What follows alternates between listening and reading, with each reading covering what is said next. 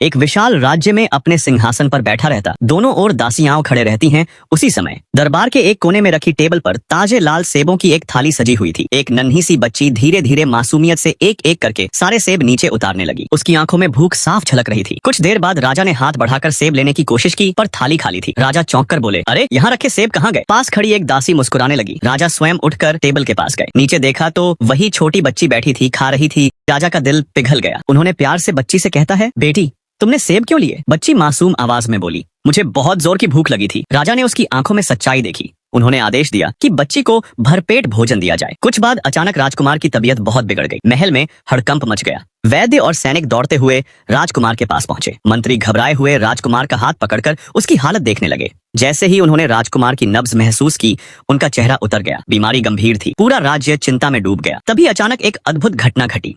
राजकुमार के शरीर से एक दिव्य प्रकाश प्रकट हुआ। वह प्रकाश उनके मुंह से निकलकर हवा में चमकने लगा और फिर उनके मुख से बाहर आकर एक सुनहरे अंडे का रूप ले लिया।